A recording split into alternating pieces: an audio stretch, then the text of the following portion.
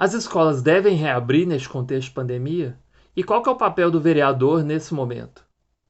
O programa Difusor abre seu escopo e, além de entrevistar pesquisadores na área de humanas, vai conversar com candidatos nesta eleição de 2020. Agora, nessa conversa, eu bato um papo com Marcela Trópia e com Janine Oliveira. A Marcela Trópia é do centro-direita com um viés mais liberal e a Janine Oliveira é de uma esquerda com um viés mais ambientalista. Além dessa questão da pandemia, eu pergunto para elas que cidade, que Belo Horizonte elas pretendem entregar ao final do mandato, caso sejam eleitas. A conversa está muito legal. Eu sou Paulo Caetano, este é o programa Difusor. Obrigado.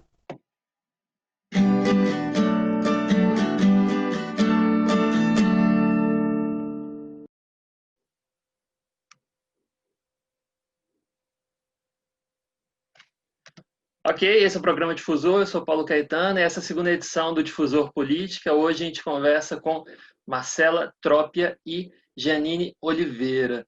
Gente, muito obrigado por terem aceitado o convite. Para mim é uma alegria. E antes da primeira pergunta, vocês vão ter aí 1 minuto e meio para poder falar de vocês, falar da trajetória, se apresentarem para os espectadores. Vamos lá, quem começa?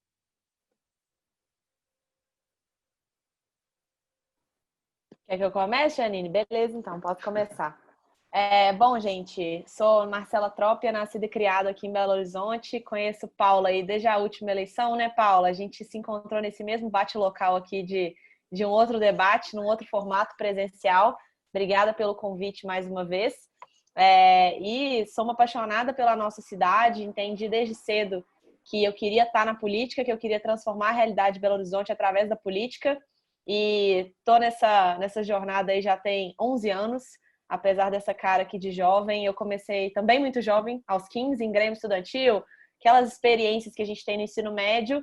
Dali fui para a administração pública, então eu sou formada pela Fundação João Pinheiro, me defino como especialista em políticas públicas e tive a oportunidade de trabalhar no Poder Executivo Municipal, trabalhei no Poder Executivo estadual, trabalhei no Legislativo, enfim, política é a minha vida. E hoje estou aí como pré-candidata a vereadora em Belo Horizonte pelo Partido Novo, porque eu acredito que Belo Horizonte tem um teto para os nossos sonhos e eu não quero que a nossa cidade seja expulse as grandes mentes, expulse os negócios, expulse as oportunidades de emprego e é por isso que eu estou me colocando à disposição da cidade. Ok. Janine Oliveira. Oi, gente, eu sou a Janine, eu sou ambientalista, eu tenho um trabalho assim, muito amplo mesmo, diversas ONGs. Há pelo menos 2 décadas eu me dedico mesmo à área ambiental, tendo um trabalho muito próximo mesmo no projeto Manuelzão, que é quase que uma simbiose. Minha mãe é uma das pessoas que ajudou a que o projeto chegasse, né, aonde chegou.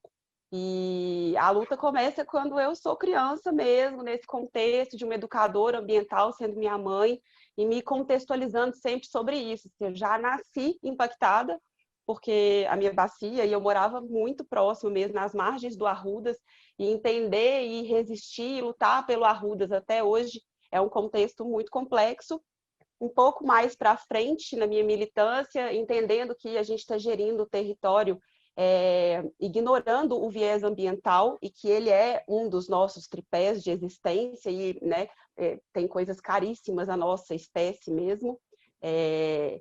Fiz uma atuação mais na região metropolitana, a gente atua por bacia hidrográfica, então entendendo de onde vem a água que a gente bebe, ampliei essa atuação e nos últimos 3 anos retorno para Belo Horizonte aí com uma incidência mais política mesmo, tendo corroborado, por exemplo, com a criação do PL Mar de Lama Nunca Mais, que é a legislação que a gente tem de segurança de barragem a nível estadual, que nos dá, por exemplo, conforto para dormir, garantindo que a gente vai ter água na nossa torneira. Ok, joia. Obrigado, gente. Olha, a proposta do difusor aqui, Marcela e Janine, é difundir pesquisas, né, do pessoal da Letras, mas agora com a campanha, com a eleição, é difundir também as campanhas dos candidatos, das candidatas. E eu, observando vocês nas redes sociais, a minha impressão que fica é que vocês estão em espectros políticos diferentes, né? Tem um debate hoje está bem atual no Brasil, na agenda, essa polarização. Ao que me parece, a Marcela Trópia seria de um centro-direita, de direita, algo, né, com uma pegada liberal, e a Jeanine uma esquerda ambientalista. É assim que você se vê? E o que significa para a população, para os eleitores, vocês estarem em determinado espectro político? Acho que a gente pode revezar, né? Cada hora uma começa, que aí fica justo. Ok. Então, a primeira coisa assim, a dizer sobre a polarização é que a gente é muito diverso para pouca, né, para pouco rótulo.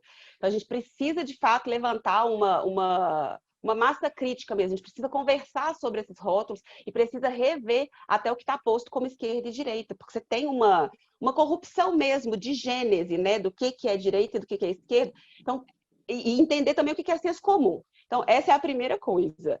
Do que está posto e do que é esteticamente aceito como esses rótulos, é isso mesmo, pela minha gênese, pelo meu lugar de origem, mas não que isso tenha uma relação direta com o que é política máxima de esquerda atualmente. Assim, a gente, da área ambiental, infelizmente, não teve ainda nenhum grande representante ambiental, a gente não tem nenhum partido político que trate disso com a importância que isso merece.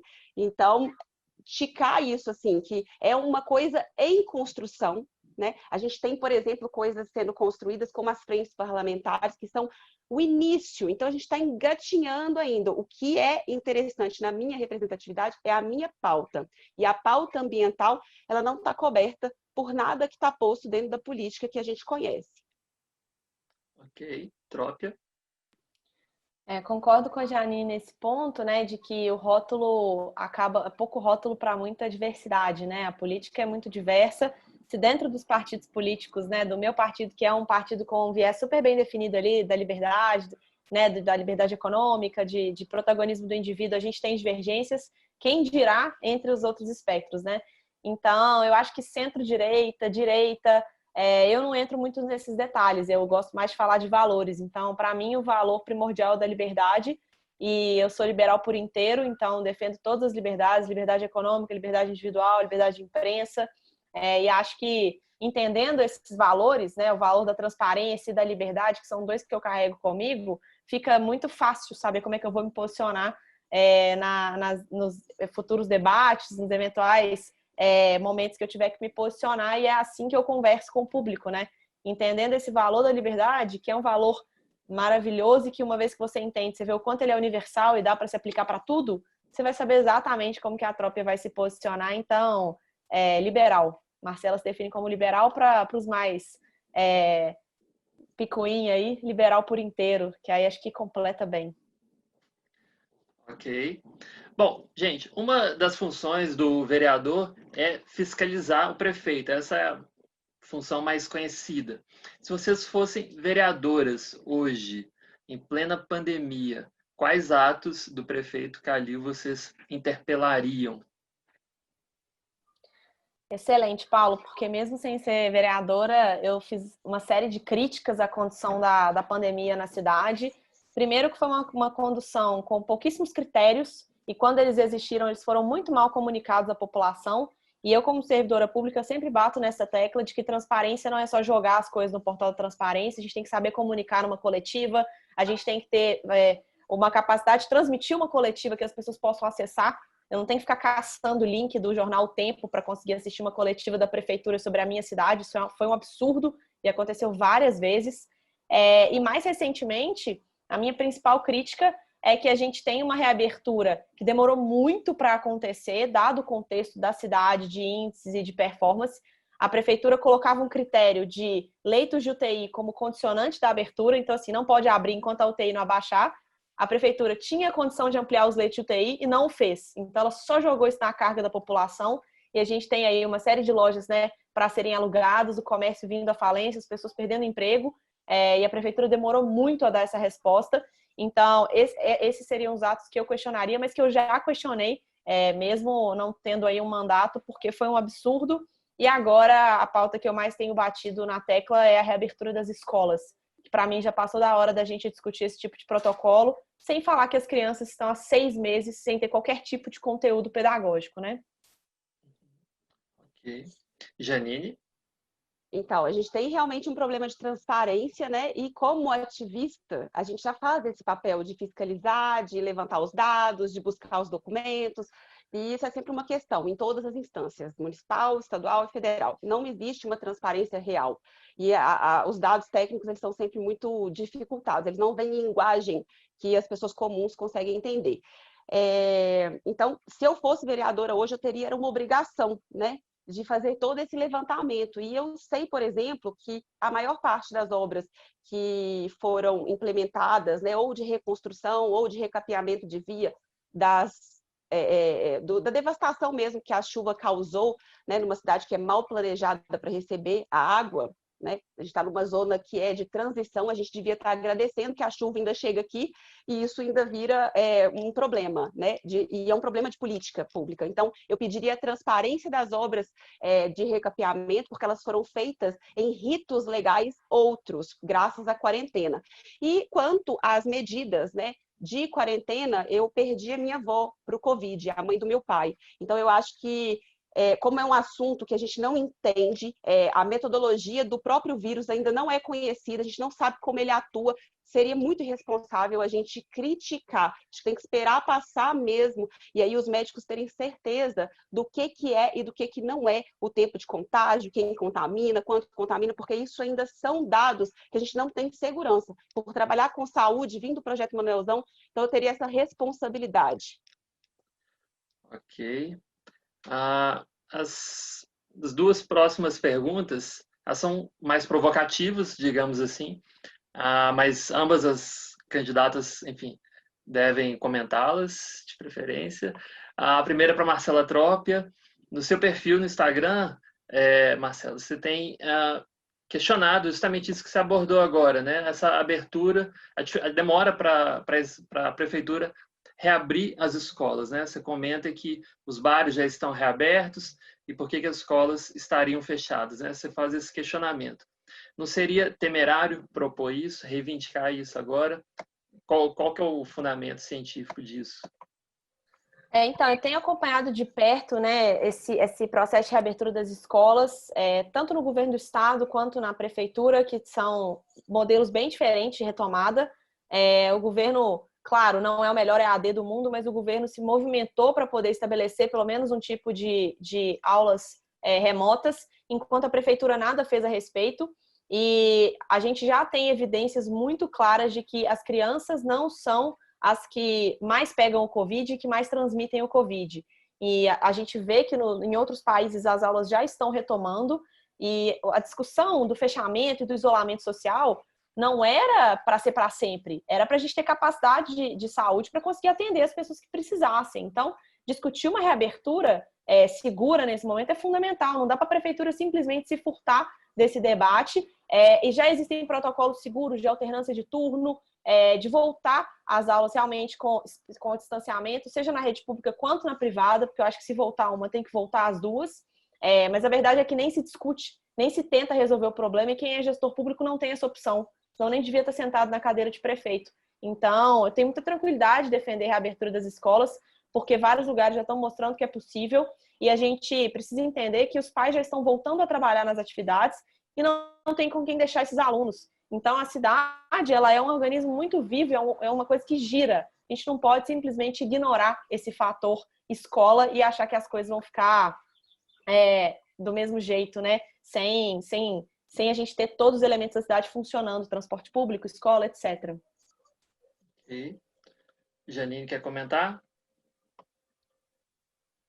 Na verdade, eu me sinto no dever de comentar, assim, porque eu acho realmente que alguns erros foram cometidos, falando de quarentena. Você tinha indicadores que a gente podia ter começado já lá no início, fazer quarentena por grandes regiões, não por cidade. E isso eu acho que mas perdoado, porque é uma matéria muito complexa, né? E eu acho que a palavra de ordem, quando o assunto for Covid, né?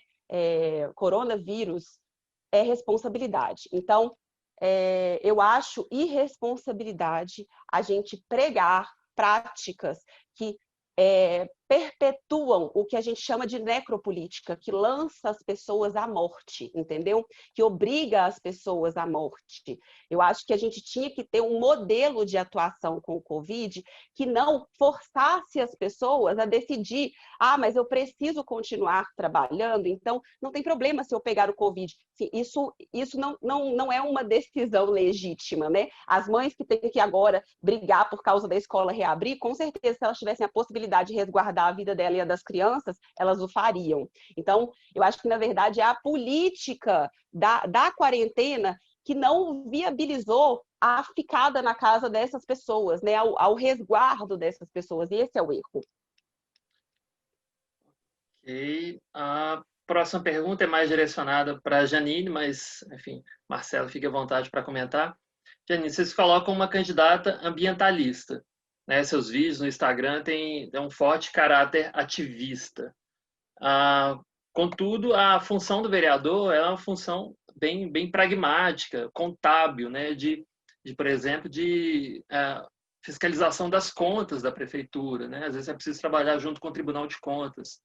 Qual que é a sua experiência aí que você pode oferecer nesse âmbito contábil? Então, primeiro, né, o entendimento do que é a posição do vereador, para mim, é uma fiscalização e uma gestão política, né? A técnica, a gente tem o Tribunal de Contas, que tem um corpo maravilhoso e competência para produzir esses pareceres, que, né, ditam sobre a legalidade ou não. A audição dos documentos, ela deve ser feita por um contador, que tem, né, ofício para isso, e um ofício maravilhoso. O meu dever e a experiência que eu tenho é de olhar esses razonetes, de olhar essas contas, entendendo o ciclo orçamentário e os ritos, né, processuais. Então, eu consigo achar quais são os indicadores que levantam suspeitas, né? Se era um edital por menor valor, e o valor não é o menor valor, ou não é nem um valor de mercado, pedir transparência, porque é uma dificuldade, a gente tem uma dificuldade para obter as informações. Agora, a fase mais preocupante é quando o tribunal faz o trabalho dele com excelência, produzindo esse parecer, indica a Câmara dos Vereadores para eles aprovarem ou não. A maior parte das vezes, os vereadores não abrem litigância, eles não abrem investigação sobre o que está ali naquele parecer de vista do Tribunal de Contas. Então, eu acho muito mais válido, com o cenário que a gente tem hoje na Câmara Municipal de Belo Horizonte, a gente tem um vereador que ele é um gestor político do que um gestor técnico, até porque extrapolaria a função. Pensa, a prestação de conta é anual. Se todo ano eu tivesse que me debruçar do ponto de vista contábil sobre as contas do Estado, eu entendo que é até um desvio de função. E vendo a necessidade que a gente tem de um ativo político ali dentro, porque a gente precisa mudar a situação da Câmara. Não, então, eu ia comentar porque a gente não pode cair num discurso tecnocrático de achar que a avaliação das contas da Câmara tem que ser essencialmente feita por um contador de ofício, assim, né? Eu sou especialista em políticas públicas, na Fundação João Pinheiro a gente teve a administração financeira orçamentária, contabilidade pública, né? Introdução à contabilidade. Então, eu acho que, na verdade, a gente tem que buscar eleger pessoas técnicas para que as pessoas lá dentro consigam fazer esse tipo de avaliação e que componham gabinetes técnicos para que consigam fazer a avaliação, que tem sim um viés, é óbvio, né? Político da coisa, que vai interpretar se as políticas públicas foram bem feitas do ponto de vista ideológico que cada vereador tem, mas também se essa parte contábil foi bem feita, da gente buscar sempre ter um equilíbrio fiscal, da gente ter transparência, da gente cumprir aí os requisitos da LRF, enfim. Eu acho que, da Lei de Responsabilidade Fiscal, eu acho que a gente tem que buscar esse tipo de perfil, porque senão a gente delega uma função que é essencialmente do vereador para um outro técnico que não foi eleito para isso. Então, a gente deturpa aí o sistema democrático com essa pauta e tira a legitimidade das pessoas, da representatividade que as pessoas têm, né, na figura ali do vereador. Ok. Quinta pergunta. Vamos mudar um pouco a pauta de privilégios, né, de aquilo que é fornecido ao vereador, né? O salário de um vereador hoje é mais de R$18 mil, R$18.400. Ele tem direito a 2 veículos, sendo um com motorista, cerca de R$2 mil mais ou menos de gasolina também por mês. Esses números, eles são fiscalmente razoáveis, gente? Quais privilégios vocês pretendem combater? que agora eu começo, né? Já me perdi já. Eu acho que é importante, Paulo, dar um passo atrás, né? No Novo, a gente faz campanha política sem dinheiro público. Já começa aí o compromisso com o dinheiro do pagador de impostos, né? Todo o financiamento da minha campanha vai ser feito com vaquinha, com doadores, no CPF ali, para que a gente não dependa de dinheiro público para esse tipo de trâmite, né? E quando a gente entra na Câmara, os vereadores do Novo foram os mais econômicos do Brasil, os deputados e a bancada do Novo são os mais econômicos do Brasil, porque isso é compromisso que a gente assina no termo de compromisso do mandatário com o partido. Então, vou abrir mão de tudo, né? De motorista, dos 2 carros, vamos ter só 6 membros no gabinete, então dos 15 assessores nós vamos ter só 6. E a ideia é realmente fazer um mandato enxuto, mas que entregue o máximo de resultado para o cidadão. E eu ainda vou além, né, de compor esse time com uma equipe técnica por processo seletivo, para que a gente garanta realmente esse critério técnico e não somente político da coisa ali na hora de escolher os assessores. E eu acho que é importante sempre bater nessa tecla, né? A Câmara Municipal de Belo Horizonte hoje gasta muito e gasta muito mal. E todo mundo fala todo ano que ela devolve dinheiro, mas na verdade, se você der R$1.000 para é como se você dar R$1.000 para uma criança comprar um lanche na padaria. Claro que ela vai voltar com troco, assim, é o que acontece com a Câmara hoje. A gente tem contrato. Já acabou? Em 15 segundos. Tá, a gente tem contratos hoje por exemplo, telefonistas, mais telefonistas contratadas do que vagas de emprego para isso. A gente tem protocolos físicos de projeto que poderiam ser digitalizados para economizar dinheiro. A gente tem trâmites dos projetos na casa que são improdutivos, que vai e volta muitas vezes. Então, eficiência é uma coisa que eu debato muito e dentro da casa tem muito que ser economizado, e aí já dei aqui vários exemplos de como isso vai ser feito no meu gabinete, inclusive porque é como prega o Partido Novo. Ok, Janine. Então, primeiro a gente tem que entender o que significa a palavra privilégio, né? E aí, se você jogar no dicionário, privilégio tem, inclusive, inúmeras definições. Então, se a gente estiver considerando que privilégio é uma coisa que é uma vantagem, né? Alguém estar tirando uma vantagem, todo privilégio deve ser combatido na nossa sociedade, porque a gente vive um momento de desigualdade social muito discrepante. A gente está com uma distância social muito grande. Então, a gente tem que combater os privilégios. Agora, eu tenho um trabalho muito responsável de atuação social. Eu não analiso, e eu acho que é um erro cometido por todos os gestores públicos que eu já ouvi e já vi em poder, né, em exercício, que é considerar apenas um viés para fazer uma gestão. Não é só o resultado econômico, é o resultado social e é o resultado ambiental. E para fazer, por exemplo, um trabalho social de campo, de fato, você precisa de estrutura, você precisa de tempo, você precisa de recursos, você precisa de pessoas treinadas. Não dá para lançar para, por exemplo, comunidades impactadas, pessoas totalmente despreparadas ou que chegam ali só tentando entender resultado, sabe? Você vai errar rude, você vai errar grosso. E é esse o tipo de erro que os nossos governos, os nossos modelos de gestão estão cometendo. Ou eles consideram um viés só, o objetivo deles é resultado, e o resultado deles é econômico. Então, por exemplo, se eu quiser um resultado que seja social, eu tenho 9 regionais em Belo Horizonte. Se eu quiser, por exemplo, visitar as 9 toda semana, eu não consigo com essa gasolina e com 2 carros. E a gente tem uma cidade que propõe um modelo de transporte que só me permite exercitar e fazer esse trabalho com competência na minha base se eu usar carro. E esse é o modelo de cidade, entende? Então, a gente precisa discutir, mas não é um passo atrás, é no mínimo uns 10 passos atrás, e rever que modelo de cidade que é esse, que, de novo, lança a gente para usar determinadas coisas que vão contra a nossa vida. Por exemplo, queima de combustível fóssil é uma coisa que aumenta, né, o contexto de mudanças climáticas. E a cidade já não está dando conta de passar pelos poucos, né, eventos de mudanças climáticas que a gente está vivendo. Essas grandes chuvas e as grandes secas. Ano passado foi o exemplo exato. Gente, Belo Horizonte é uma cidade ambivalente, né? Uma cidade meio província e meio metrópole ao mesmo tempo. Uma cidade que tem muito tradicionalismo, mas ao mesmo tempo também tem certo cosmopolitismo, né? O novo convive com o velho, vamos colocar assim. Uma cidade meio contraditória, vamos colocar assim. Às vezes meio interior, meio capital.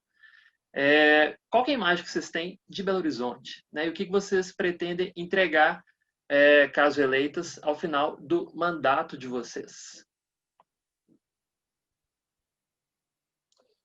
Então, hoje o que a gente tem da cidade de Belo Horizonte é uma cidade que não está preparada para enfrentar os contextos de mudanças climáticas, não está preparada para, de fato, praticar justiça, reparar, né, tudo que a gente tem que reparar racialmente, socialmente. É uma cidade que não dá lugar de fala à sua própria comunidade, que ignora problemas, que ignora saberes. Por exemplo, como ribeirinha urbana, todos os modelos que a gente tem que dão certo dentro da cidade de Belo Horizonte, falando, por exemplo, de drenagem de água, e que nos leva para o primeiro mundo, que nos leva para cidades que estão, de fato, conseguindo atravessar o contexto de mudanças climáticas, estão vindo dos ribeirinhos, que, por exemplo, é a Bacia do Baleares e Nossa Senhora da Piedade, que foi com muita conquista de pessoas assim do meu círculo próximo, amigos da minha mãe, que tiveram que travar uma batalha contra a prefeitura para conseguir implementar uma coisa que é de saber popular. Hoje você tem lá no Baleares um contexto de território que permite uma paisagem multidisciplinar. Então, agora, na época da seca, os meninos de um contexto marginal, favelado, podem entrar dentro do Baleares e nadar nos rios que tem ali dentro. E a água está totalmente despoluída, porque nós fizemos um trabalho de captar e drenar todo e qualquer esgoto.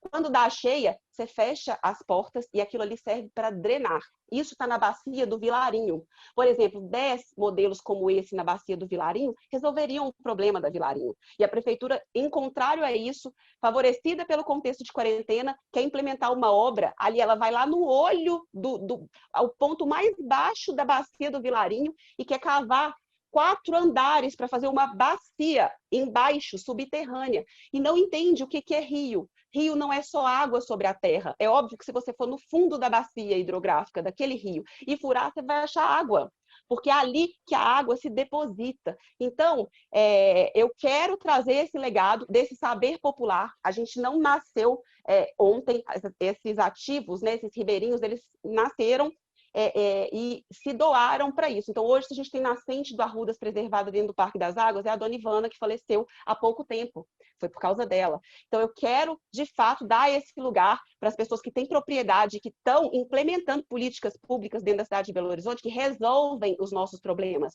não que alcançam Janine, eu preciso resultados te interromper, econômicos. porque vai ter dois, você tem Tá 2 bom, já minutos foi, e a Marcela já precisa foi. falar. Não, tá Lá, Marcela ótimo. É Trópia. isso, esse é o legado. Ok. Show de bola. Bom, eu tô nessa disputa justamente para a gente ter orgulho da nossa cidade. Eu acho que a gente pode sim crescer sem perder a nossa essência, sem deixar de tomar um sorvete ali na São Domingos, sem deixar de correr na Lagoa, sem deixar de gostar da vista da Praça do Papa, mas ao mesmo tempo quero deixar de perder, né, os meus amigos e os negócios que prosperam na cidade para outras cidades. Então eu não quero mais gente indo para São Paulo, para Nova Lima, porque o IPTU é muito caro. E eu acho que além desse contexto econômico de geração de emprego, eu acho que Belo Horizonte precisa dar mais oportunidade para a nossa juventude, para as nossas crianças, né? Hoje, as nossas crianças, elas têm um futuro definido pelo CEP em que elas moram. Então, a prefeitura escolhe uma escola pública para elas, e dependendo daquela escola, elas vão saber se elas vão ter uma educação de qualidade ou não e se elas vão poder sonhar ou não. Então, eu acho que a gente tem muito que melhorar na estrutura da nossa cidade para que ela não tenha mais teto para os nossos sonhos. E isso passa por tudo, né? Por um trânsito que não tira a nossa qualidade de vida, por uma prefeitura que não limita boas ideias de surgirem, que não limita oportunidades aí de resolver problemas urbanos, problemas das pessoas através de novos negócios, da inovação, e também que a gente possa ter esse olhar para a educação, para quebrar esse sistema que tem 30 anos que a gente implementa a mesma política de educação na cidade e a gente tem resultados cada vez piores. Então, claramente isso não está funcionando, e a não ser que a gente traga ideias fora da caixa para a Câmara Municipal, para a Prefeitura, e eu vou me disponibilizar a fazer isso dentro do meu gabinete, mas também apresentando políticas públicas para a Prefeitura, a gente não vai conseguir quebrar esse ciclo. Então, é por isso que eu me coloco à disposição e tenho certeza que com muito trabalho e com um time muito qualificado, a gente talvez não consiga resolver todos os problemas, mas a gente pode evitar que novos problemas apareçam e a gente pode começar a resolver boa parte dos que estão aí. Muito bom. Ok, pessoal, essa foi a nossa conversa com Janine Oliveira e Marcela Trópia. Se vocês gostaram do bate-papo, deem like, sigam o canal. Eu sou Paulo Caetano e este é o programa Difusor. Até a próxima.